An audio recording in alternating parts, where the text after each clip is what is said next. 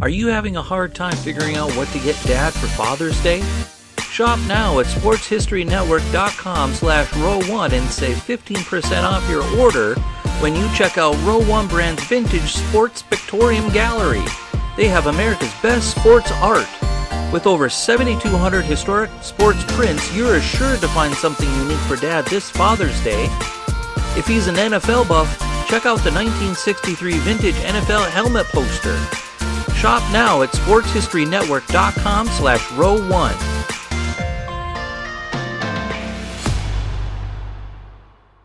This podcast is part of the Sports History Network, your headquarters for the yesteryear of your favorite sport. You can learn more at sportshistorynetwork.com. Hello, sports fans, and welcome to another edition of Yesterday's Sports on the Sports History Network. Super Bowl X, a matchup between the Pittsburgh Steelers and the Dallas Cowboys, will go down in NFL history as one of the best Super Bowls ever. Before we get to the game, let's look at some team history. The Pittsburgh Steelers joined the NFL in 1933. From 1933 to 1971, the team had just 8 winning seasons and never played in a championship game. That all changed in 1972, when the Steelers reached the AFC Championship. They lost that game by 4 points to the eventual Super Bowl champion Miami Dolphins. The Steelers were back in the playoffs again the following season, this time losing to the Oakland Raiders. But the Steelers were loaded with talent, and it was just a matter of time before they would make it to the Super Bowl. They did just that the following season. They not only made it, but they won it, giving the team its first world championship in its 42-year history.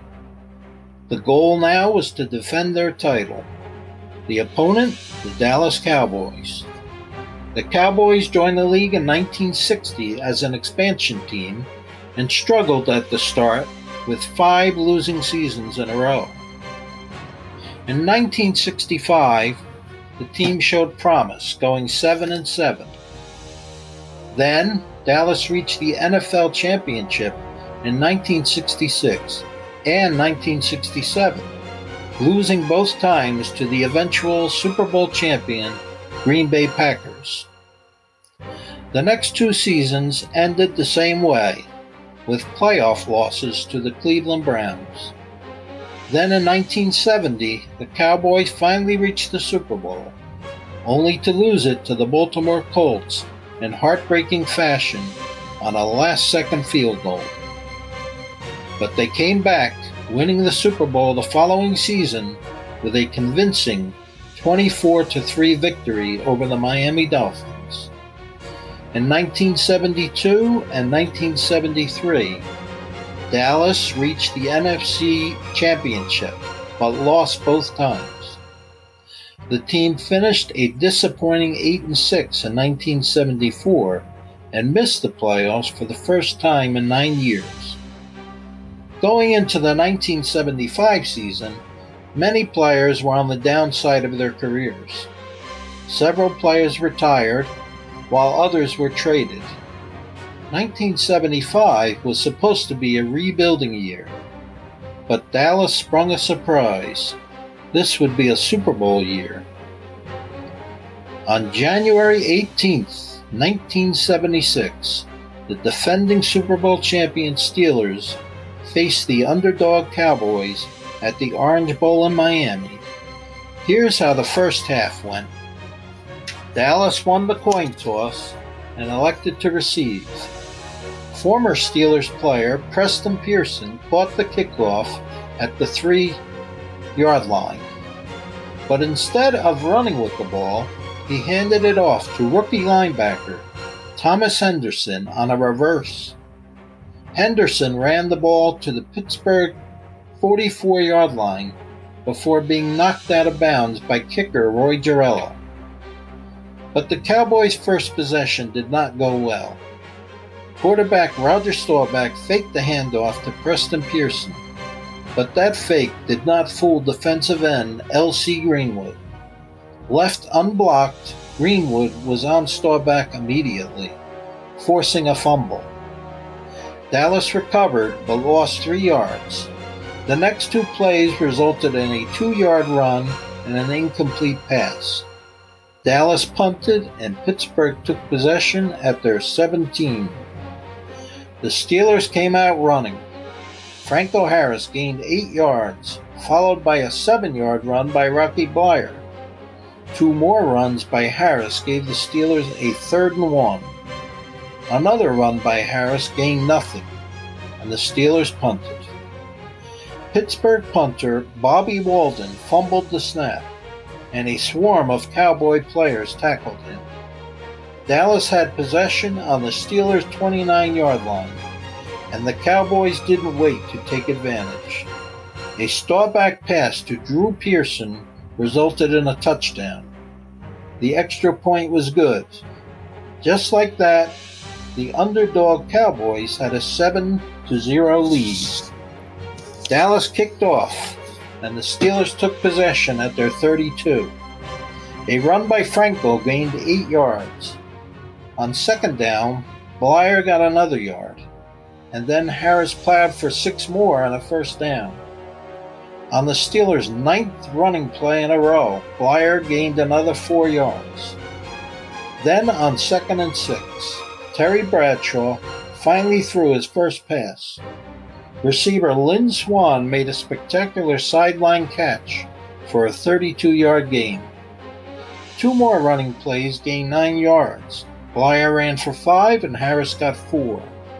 On 3rd and 1 from the 7, the Steelers caught the Cowboys' defense off guard with an unexpected pass. Tight end Randy Grossman caught it for Pittsburgh's first score. The extra point tied the game at 7. After the kickoff, the Cowboys took over at their 35. Robert Newhouse ran for 7, and Doug Dennison gained another 5.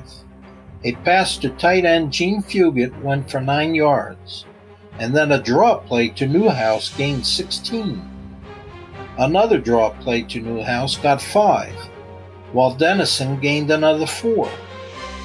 It appeared that the Cowboys had the steel curtain defense on the ropes, but a 3rd and 1 run by Newhouse came up inches short of the 1st down.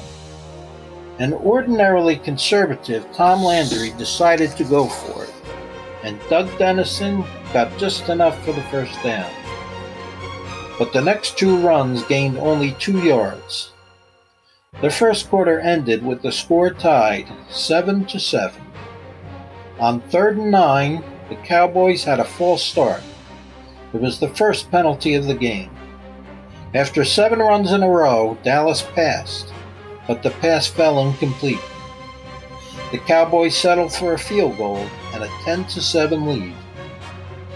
Dallas kicked off and Pittsburgh took over at their 32. Bradshaw passed on 1st down, but the ball fell incomplete after he took a big hit from Ed Too Tall Jones. 3 runs then netted 24 yards. Bleier got 6, Bradshaw ran for 8, and Harris gained 10.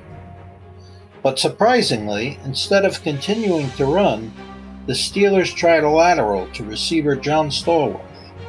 That play lost 4 yards. Bradshaw recovered, hitting Stallworth with a 13-yard pass reception to make it 3rd and 1. When Dallas stopped Harris for no gain, the Steelers decided to go for it on 4th down, but Franco dropped a pass while being hit by Cliff Harris. Dallas took over at their 36. A run and a pass completion gained 8 yards, but a 3rd down pass was incomplete. Dallas punted and Pittsburgh took possession on their 22.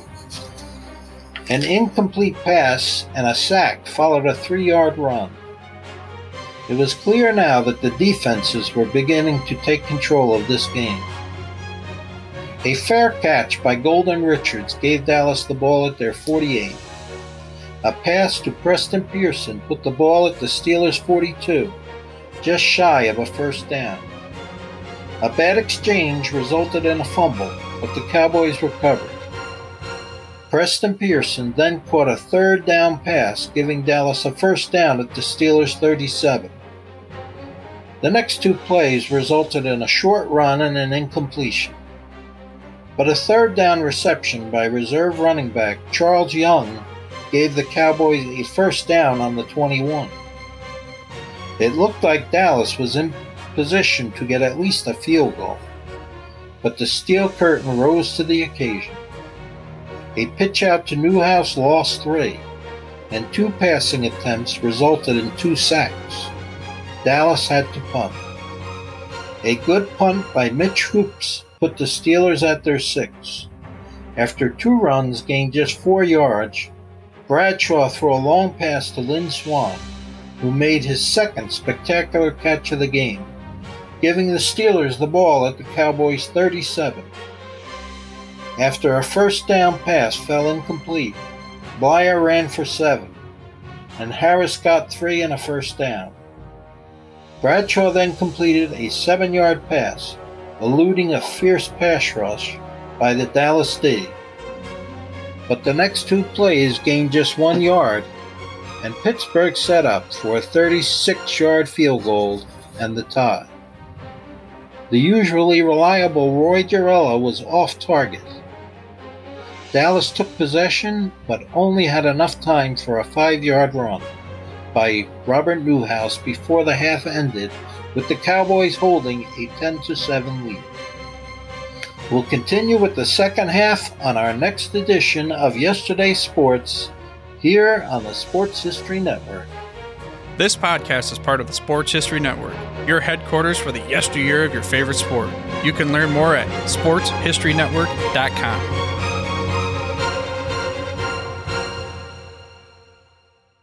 We here at the Sports History Network proudly partner with 26 podcasts, all revolving around the history of sports. But did you know that many of our hosts were sports history authors way before they started their shows? It's true.